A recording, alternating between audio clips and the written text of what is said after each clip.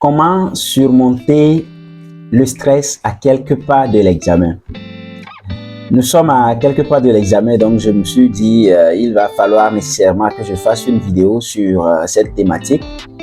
Et pour ceux qui ne me connaissent pas, je suis Francis Obedi et j'aide les élèves à acquérir les meilleures stratégies et techniques de réussite scolaire.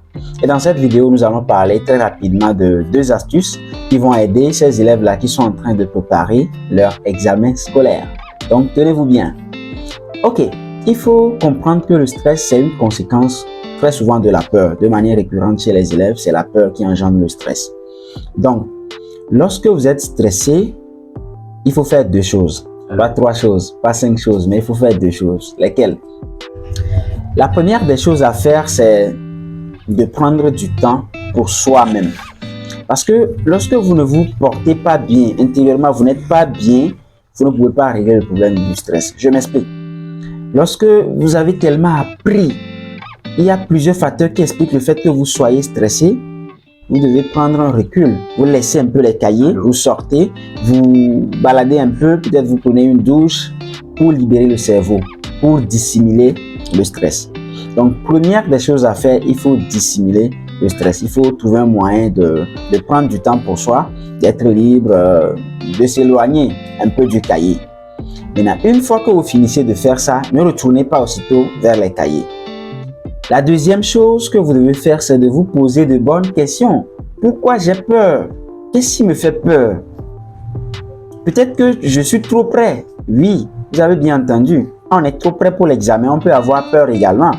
Parce que tu prends les cahiers, tu ne sais plus quoi apprendre. Parce que tu te dis, tu connais tout déjà. Si c'est le cas là, alors bon, tu vas réussir. Si tu t'appliques bien, tu réponds bien aux questions à l'examen, sois sûr que tu vas réussir. Maintenant, l'autre cas, c'est que peut-être le premier trimestre, tu n'as pas pu réussir.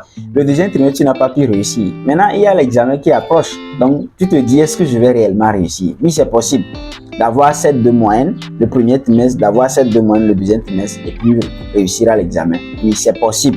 Ce n'est pas impossible, c'est possible.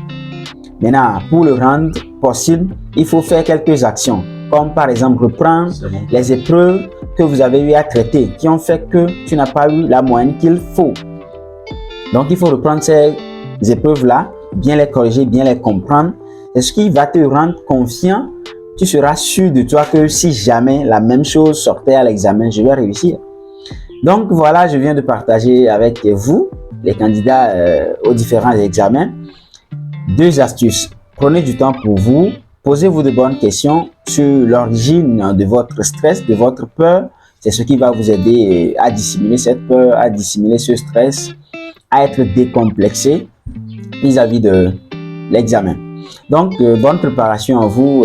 Si vous avez d'autres questions, si vous avez d'autres thématiques sur lesquelles vous aimeriez que j'intervienne, n'hésitez pas à les mettre en commentaire. Je vous souhaite le meilleur. À très bientôt pour une nouvelle vidéo.